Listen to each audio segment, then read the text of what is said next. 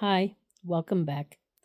It's time for part two of my campaign update today. This is State of the Union. I am Susan Buchser-Lochocki, a presidential candidate from the 2020, 2024, and 2028 presidential elections. And I'm still pending, as you know, with the 2024 one. I have not conceded because I have a lawsuit with the Supreme Court about registering to vote and the corruption in our election system. Okay, so anyways, welcome and happy new year, and this is State of the Union. So the State of the Union is I guess first I should talk about what's going on in Venezuela. It's a little bit early to know really what's going on because I don't have the intelligence information that, the top secret stuff that's behind the scenes that Donald Trump is working with. A lot of people out there seem to think that they have an idea of what's going on, and maybe they do and maybe they don't. It seems that the Venezuelan people are somewhat happy with what's going on, so it definitely wasn't a bad thing. Is it U.S. imperialism? I hope not. That is not something we want to be doing. There are different ways of getting people to countries to join up with the USA and become a United States, and this is not the way to do it. So I don't somehow feel that it's really imperialism, but time will tell, and right now it just happened. There seems to be maybe some question as to whether this person was actually voted in as president of Venezuela. So let's see what happens. And maybe I'll have more thoughts on it at a later date. But for right now, that's what I can say.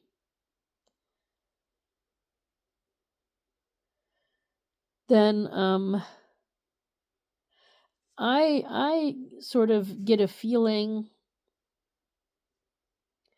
this almost year with Trump as president, that he's kind of testing the boundaries of the presidency, of the executive branch, and what is allowed and what's not. He's also seeing like who's awake and who knows what the rules are and who is willing to step up and do something about it. So it's been challenging. Some people have said not a lot has changed. He's always been very talented at keeping himself on the front page of the newspapers, and I think he pretty much did that this whole year. Always something going on each week. He certainly did try to do some things with peace, so I do applaud him there, but it's sometimes it's two steps forward and one step back. So I don't know if peace everywhere is working, but it seems that Russia and the Ukraine are still having war activities going on, and even Israel and Palestine is also. So I don't think these ceasefires are really working, and I don't know if negotiations are working, but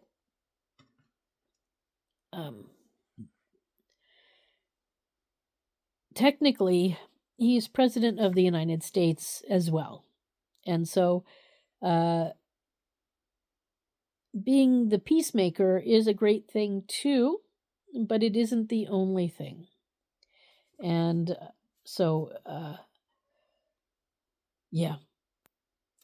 we also don't want to end up being the police of the world, which, he's also been doing some activities in Africa over this past week too, I think it was. And just I guess to President Trump, you know, maybe don't thin yourself out so much. A word to the wise. Then,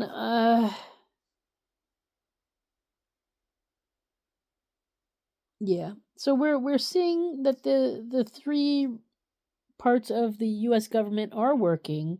They're doing their jobs. Somewhat. Congress is supposed to be in charge of certain aspects, and I don't know. They've sort of taken a back seat, or I don't hear a lot about them. I'm not really sure why, but they need to get back to work and earn their salaries. Then the Jeffrey Epstein papers, which I'm not so sure if this arrest from Venezuela doesn't have something to do with this as well. But apparently there's a lot more papers to come. The most probably difficult part is some of the information is still being investigated, so they have to do something called redact it. They have to take it out of the public space. So, sometimes there's like 100 words on a page, but they have to block out 50 of them. So then you only get 50, and that's what you have to work with. So, and somebody has to go through and figure out what they can release and what they can't, because there's background investigations going on. So this is possibly why some of these papers have taken so long to get released, but apparently there's a whole bunch more coming. And sadly, it really does seem to be about sex trafficking and sexual abuse. I was thinking there might be a different slant to it, like these are children of famous people who are somehow not allowed to claim who they are or something like that.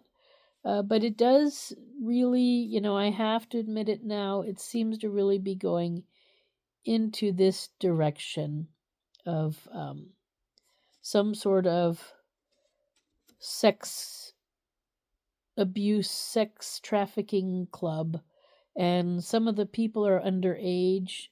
So this is getting quite weird and scandalous. And it's unacceptable. So I first want to say there is a national domestic violence hotline here in the USA. And the number is 800-799-7233. Now, I didn't call it, but I did go to their website. They have a website. And there they have a little message area where you can talk with somebody via the message board and get help. They also have things there describing what is domestic violence and what is sex abuse and sex trafficking and all of these things. So if you have any questions on that, I would go there. They also have an area where you can find out about places to go near where you live. So you could do that too. Then there's also, if you see or know or are a victim and you want to report this, there's the FBI and the CIA, depending on if you're within the U.S. or outside of the U.S., and they have a tips hotline or a tips website page where you can give your information there. And if it's a real emergency, then call the emergency number, which is 911, and say that you have an emergency and that you need help immediately. So these are the various steps and the stages of things to go through. But I just wanted to get that out there because domestic violence is occurring, and it's has to do with this Jeffrey Epstein thing. And I don't think people know what to do sometimes when they're confronted with violence domestically or even outside of the home, or, as I said, through being a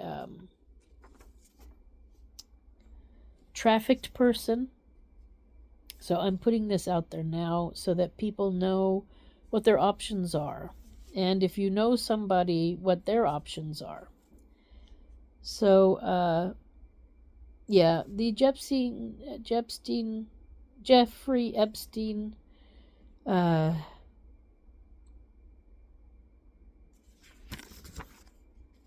issues are very on the minds of all of us as we try to figure out what is going on and when will justice be served. And I just came across something on Facebook that said so far the only person who's gone to jail about any of this, and supposedly a lot of the sex trafficking is females, that the only person in prison over these at this moment is a female. So, all the rich men are not in prison over whatever is going on with these files, whatever is in them, whatever he did or was organizing. And since it's looking really like something out of sex trafficking and porn trafficking and all of this sort of stuff, and underage sexual abuse and prostitution and whatever, I think it's a big scandalous thing, and it's time to send some of these rich people, famous people, to jail. We cannot protect them. It's not up to us. It's up to justice to decide. But this is crazy what's going on. So the other part of this whole concept of sexual abuse and child pornography and adult pornography and sex trafficking and prostitution and everything, there are a couple of things that we need to start doing as adults. In our country, it is time to realize that adult men seem to need to have more sex than maybe what they're able to get from their spouses. And in fact, they seem to like to have sexual activities outside of marriage. So we have a couple of options there. First, maybe men shouldn't get married. And that would be possible. Absolutely. No wife wants their husband out sleeping around with people of age or underage. And they certainly don't want their husbands out looking at porn, of older women or girls. Absolutely not. So we need to understand the male side of sexuality. And because of our continued obsession with Puritan concepts of sexual activity in the U.S., we seem to fail miserably at coming to an adult version of how to handle this situation. We can ignore it, but it still exists. So let's just finally admit that this exists. And then you women have a choice. And then men have a choice. So one thing is, let's make prostitution legal. And it seems that men might need it for therapy. So let's turn therapists, psychologists, and maybe even psychiatrists into sex therapists as well. So that they're prostitutes. So you could go there and you could have some therapy, whether it's sexual therapy or mental therapy or whatever. You book a session and you go and you have your therapy. Because I think a lot of men go to prostitutes to have a therapy experience. So let's get a professionally trained person there now. And maybe it also means that we take prostitutes and we train them. We give them education so they can do their job of therapy properly. And we also want to give them a salary, or they should be earning a salary. They should get benefits. They should get health care. They should get all the traditional benefits plus vacation time and all the traditional benefits that you get at any job. Whether you're a banker or a baker or a school teacher, prostitutes should get that too. We're going to change the name to prostitution therapy and let it be what it is. Men seem to need it. And then maybe they won't go after children anymore. And the therapist can work with the ones that are maybe attracted to children.